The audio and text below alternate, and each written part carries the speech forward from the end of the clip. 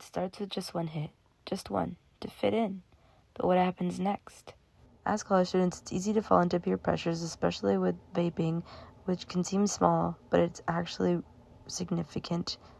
Imagine being out of breath just from walking to class. That's the reality for many nicotine users, as nicotine increases heart rate, blood pressure, and can lead to long-term cardiovascular damage. Nicotine affects the prefrontal cortex, the part of the brain responsible for decision-making and emotional regulation.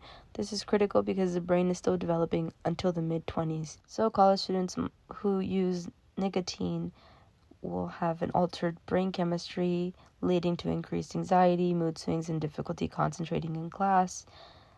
They will struggle more. Nicotine exposure during young adulthood increases the risk of addiction to other substances as well.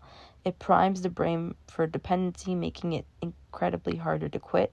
Many people believe vaping is harmless, but research shows it can damage lung tissue, weaken the immune system, and increase heart rate abnormality.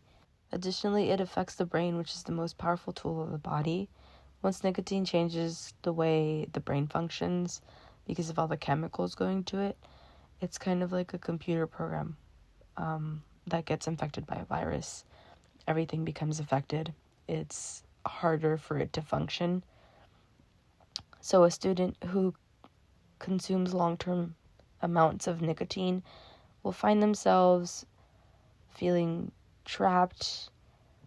Nicotine use is often linked to an increase in mental health issues as well, worsening symptoms that might have already been there, such as stress, depression, and anxiety. So rather than relieving the feelings people have, it actually ends up worsening them because the brain is being conditioned to depend on a drug. Over 2 million young adults said they wish they never started using nicotine in the first place.